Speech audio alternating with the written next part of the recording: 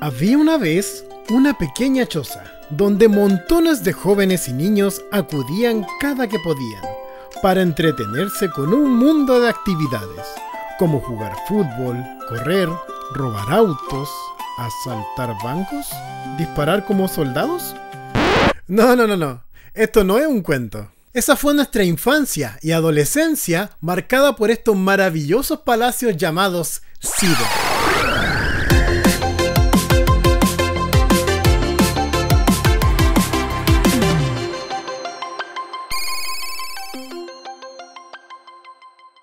Hola, soy Cheno Méndez y te doy la bienvenida a un nuevo video, por fin, en este canal de Playstar, donde los videojuegos retro siguen vivos. Y sí, ha pasado bastante tiempo, pero ya estamos acá para compartir lo mejor de nuestra experiencia gamer.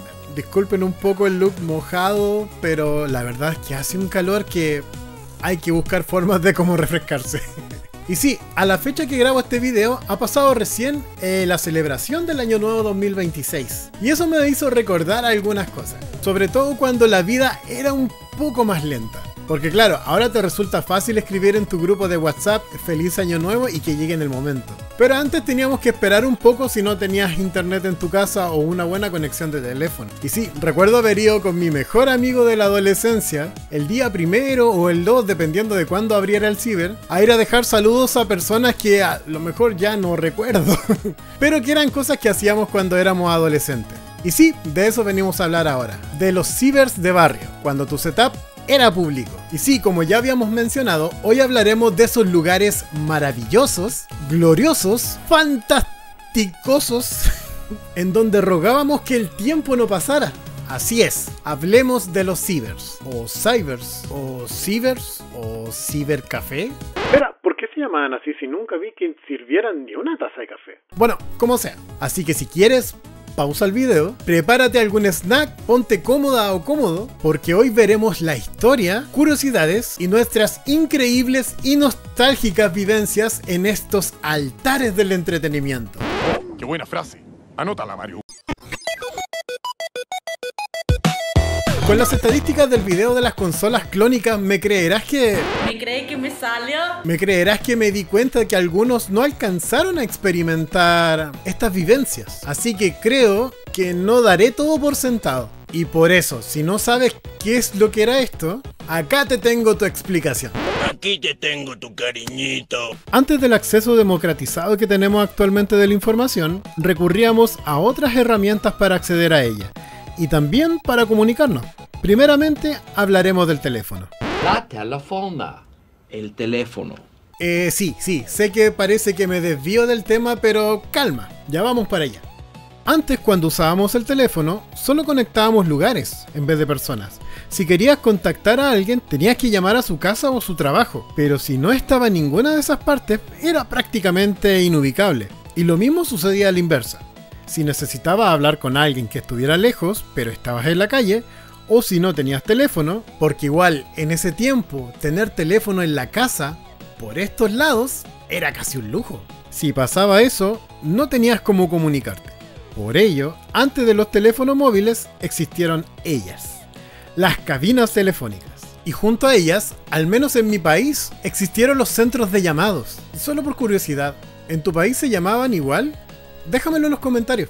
Un lugar donde podías solicitar una cabina con un teléfono donde podías marcar y luego pagabas por lo que habías hablado. ¿Te suena familiar? ¿Viste que no me había desviado? En ese mismo modelo, a principios de los 90s y casi en paralelo, ciudades como San Francisco, Londres o Hong Kong comenzaron a obtener negocios que consistían en cabinas, como las de los teléfonos, pero ahora con computadoras, conectadas a una muy primitiva señal de internet, principalmente creada para usuarios ejecutivos o trabajadores de alto nivel empresarial. Este era un lugar donde mientras revisaban sus mails, inversiones, entre otras cosas, podían servirse un café o snack liviano. Ah, ya veo. Bueno, sigamos. Este tipo de negocios se fue expandiendo por todo el mundo gracias a la expansión de internet. Hasta que, unos cuantos años más tarde, llega por fin a nuestras queridas tierras. Ya es tarde. 15 años tarde. El funcionamiento de estos lugares era el siguiente. En cada local habían varias cabinas con un PC cada una. A veces eran full equipo, con audífonos, micrófonos y los periféricos funcionando perfectamente. Y otras veces había que casi que rogar para que encendieran, la verdad. Bueno, dependiendo del local. Lo que sí, cada computador tenía una conexión a internet por red, la misma que permitía que el encargado del local desde su computador controlara las conexiones y los tiempos de cada uno. Soy el más perrón aquí. El trato era simple, se pagaba por hora. Usualmente había un cartel grande cerca de la caja que indicaba el valor por hora. En mis tiempos era como de 250 pesos chilenos la hora más o menos, que a la conversión ahora serían como unos 50 centavos de dólar. Ay, qué buenos tiempos.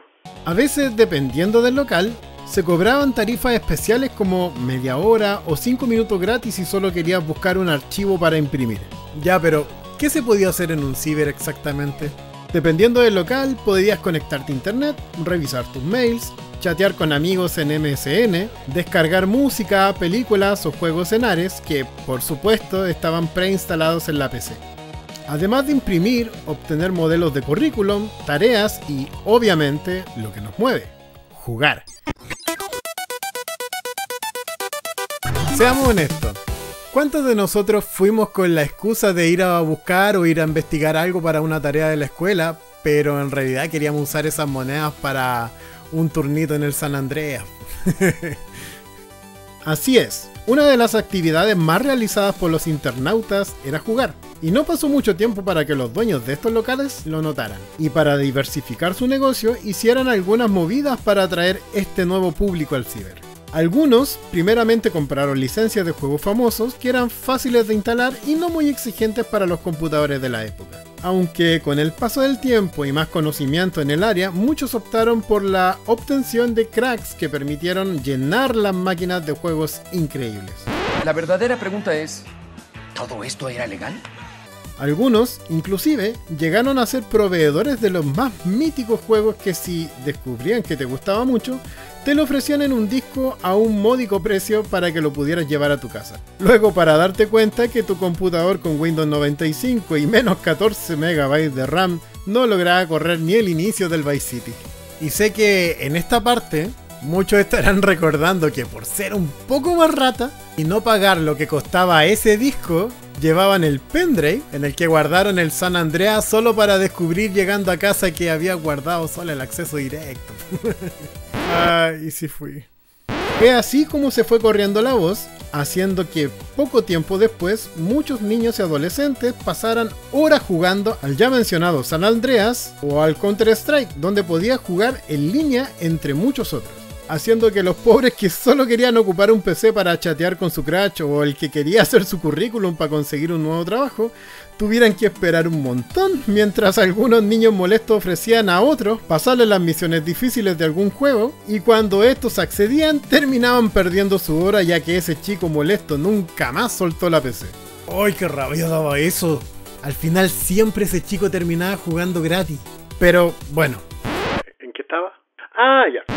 En fin, ya sea por media hora o una hora entera, ese era tu setup gamer, con máquinas que claramente no estaban acondicionadas para el juego, pero que sin embargo nos entregaron un montón de horas de entretenimiento con amigos viejos y nuevos. Fue aquí que muchos dimos nuestros primeros pasos en el gaming de PC, pasando misiones o jugando online.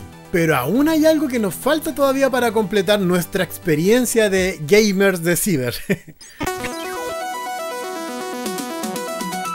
Jugar en los PCs del ciber era muy divertido, sobre todo para los chicos y chicas que no tenían computadores que pudieran correr bien los juegos, o que incluso no tenían computador.